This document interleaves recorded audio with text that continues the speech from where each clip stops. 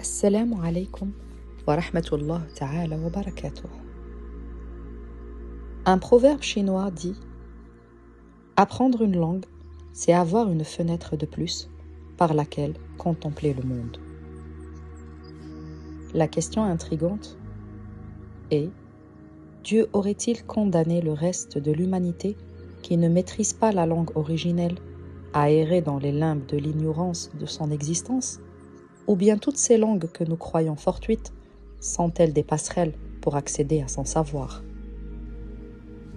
Ce n'est pas un pur hasard que le mot gharb présente une similitude étymologique et sonore avec le mot arab. C'est une indication de leur lien étroit et en même temps opposé.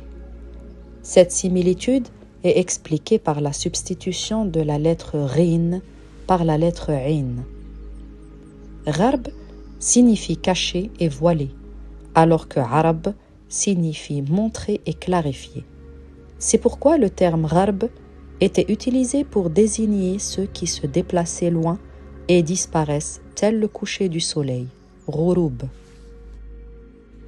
Lorsqu'une partie des survivants se sont progressivement déplacés vers l'ouest après que l'arche de Noé se soit posée, comme nous l'avons vu dans la vidéo L'origine de la langue arabe. Ils ont été qualifiés de ghuraba, ceux qui marchent vers l'ouest, et qui veut dire, de nos jours, étrangers, gharib. Plus ils avançaient, et plus les termes changeaient, de ghurub à yurub, ce qui est actuellement connu comme Europe.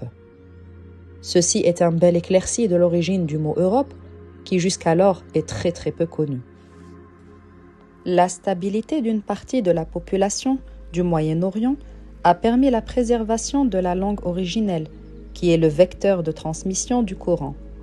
En revanche, les Européens, du fait de leurs nombreux mouvements migratoires et de leur acceptation de la diversité, ont développé de multiples langues malgré leur proximité géographique.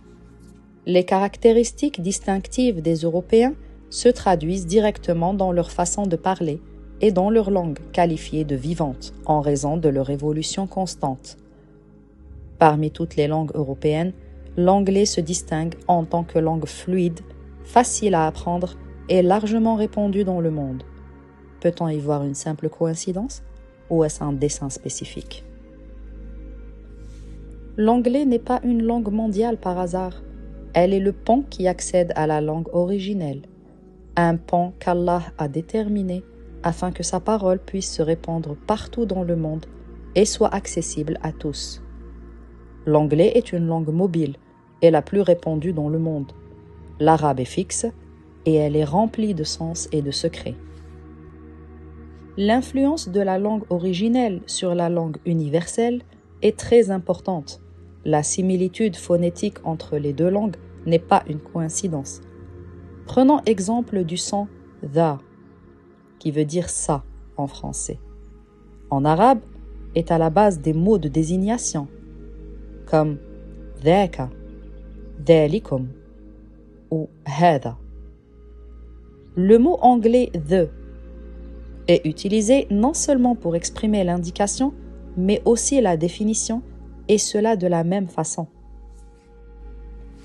Et même avec la migration des descendants de Noé vers l'Europe, comme nous allons le voir dans une vidéo qui sera consacrée à l'histoire de Noé, maître de la génétique, dans la playlist Les secrets des prophètes, où certains ont atteint des confins sur une île lointaine qui deviendra plus tard la Grande-Bretagne.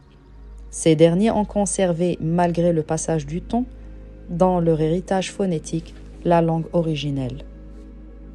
En exemple, le son « dha », hérité de leurs ancêtres, et le « de » pour exprimer l'indication et la définition.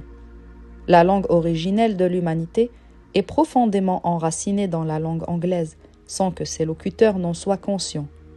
La langue est avant tout un son, et l'écriture n'est qu'un moyen social de l'homme pour enregistrer et se souvenir de ce son. Ainsi, le son est la base de la langue. Est-ce fortuit que les sons de ces deux langues soient identiques, mais tellement enracinés que leurs locuteurs ne le réalisent même pas? Petit exercice. concentrez-vous sur le son et à voix haute, prononcez les deux phrases dans ces deux langues. En arabe, Utlu هذه الأسطورة. En anglais, Tell this story. Le son semble avoir été conservé lors de la transmission de la langue d'une génération à l'autre d'une manière surprenante. Avez-vous remarqué la similitude sonore entre les mots utlu et le verbe anglais tell? Le mot هذه et this, le mot ostora et le mot story en anglais. Les mots partagent une similarité phonétique non seulement frappante, mais pas uniquement, car la définition des deux phrases est la même. C'est ici que nous revenons à la question intrigante. Allah aurait-il condamné le reste de l'humanité qui ne maîtrise pas la langue originelle à errer dans les limbes de l'ignorance de son existence? Ou bien toutes ces langues que nous croyons fortuites sont-elles des passerelles pour accéder à son savoir? Allah subhanahu wa ta'ala a dit وَلَقَدْ ضَرَبْنَا لِلنَّاسِ فِي هَذَا الْقُرْآنِ مِنْ كُلِّ مَثَلٍ لَعَلَّهُمْ يَتَذَكَّرُونَ. Le verset 27 de Sourate Az-Zumar est très clair sur la destinée du Coran, envoyé à l'humanité entière et non à un groupe ethnique bien précis, car Allah subhanahu wa ta'ala est en train de parler à An-Nas, ce qui veut dire que ce livre sacré est l'héritage divin de chaque individu sur terre, et ceci peu importe sa croyance. Il n'est point fortuit qu'Allah ait octroyé à une unique langue parmi les langues romanes les plus répandues, à savoir l'anglais, le privilège de conserver en elle-même les vestiges phonétiques de la langue originelle. En dépit des mutations radicales qu'elles ont subies, les résonances de la langue mère s'ancrent profondément dans la trame linguistique de l'anglais, où une part substantielle de cette langue découle de l'architecture de composition et d'adjonction. Les locuteurs de cette langue s'emparent des sonorités anciennes héritées, auxquelles ils ajoutent une pléthore de modifications propices à l'expansion et à la multiplication de leur lexique. Par exemple, le vocable cover en anglais englobe le sens du terme kufr en arabe. Bien que kufr soit un vocable d'origine arabe, il demeure présent et persiste malgré les millénaires écoulés depuis la migration de certains des descendants de Noé vers l'Occident. C'est ainsi que la langue mère a solidement enraciné ses fondements dans la langue universelle, que Dieu a destiné à s'épanouir à travers le monde. Comme nous le savons, dans le domaine du commerce, les termes achat et vente sont parmi les plus usités. Saviez-vous qu'ils figurent également dans la langue anglaise, conservant une prononciation similaire de la langue originelle? N'avez-vous pas maintes fois entendu l'expression buy, qui se superpose au sens de bay', ainsi que le terme charge, qui équivaut à shira'?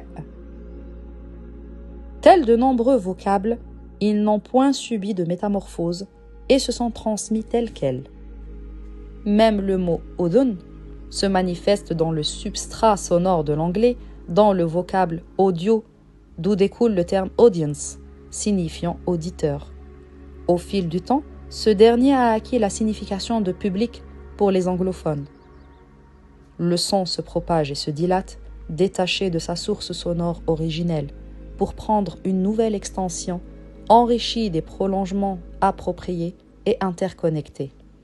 Telle est la différence entre le réseau de vocables arabes, étroitement liés les uns aux autres, et le réseau de vocables de l'anglais qui s'est édifié grâce à l'effort direct de l'homme.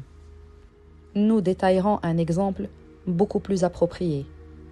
Dans la langue arabe authentique, on trouve deux termes, à savoir raqaba et unuq, qui désignent tous deux la même partie du corps, neck en anglais, mais avec des connotations différentes. Le mot raqaba englobe l'idée d'attente et de suspense, se manifestant notamment dans les termes tels que irtaqib, guetter, firriqab, responsabilité, murtaqiboun, attendu avec anticipation, Fakk raqaba, libérer de l'oppression. Il est également utilisé pour décrire un attribut divin dans l'une des plus belles appellations, à savoir Ar-Raqib. Par contre, le terme unuq est utilisé dans le Coran pour évoquer des situations négatives liées à l'obligation et aux sanctions, comme en témoignent les versets 13 de Sourate Al-Isra wa kullu insan alzamnahu ta'irahu fi unuqih et le verset 72 de Sourate Ghafir idha al-aghlalu fi a'naqihim was-salasilu yushabun.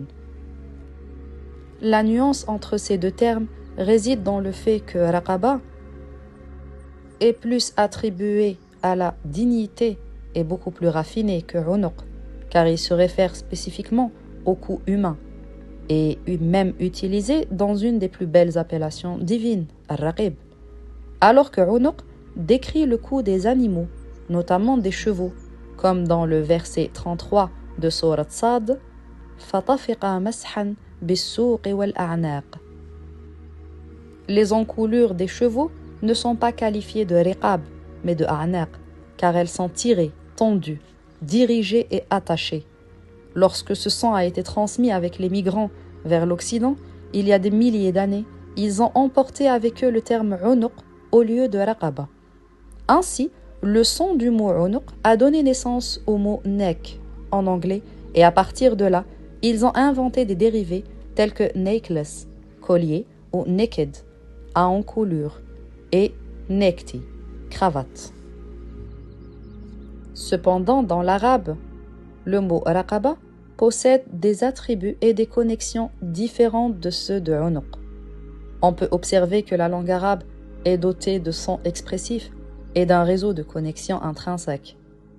Elle constitue ainsi une langue innée, originelle et cosmique, ayant la capacité de recevoir la révélation céleste, tandis que le terme ou le son fragmenté et ajouté par la société représente une langue étrangère opaque, dépourvue d'un réseau linguistique originel, mais qui s'est construit un réseau artificiel de sons fabriqués par les humains. Bien sûr, ils utilisent ces termes pour désigner le cou et la nuque sans distinction. La langue originelle ressemble à une source d'eau vive qui ne tarit jamais. Un individu en prélève une quantité d'eau et la transporte sur une longue distance, l'utilisant pour de multiples besoins et y ajoutant divers éléments issus de son ingéniosité et de son savoir-faire, créant ainsi des liquides d'une nouvelle couleur et d'une nouvelle forme en vue de les servir. Toutefois, cet individu cesse d'aller puiser de l'eau limpide de la source et se contente de l'eau prélevée il y a bien longtemps. Il s'agit là d'un exemple illustrant ce qui est advenu des langues. Voici quelques exemples de similitudes sonores entre les mots anglais et arabes.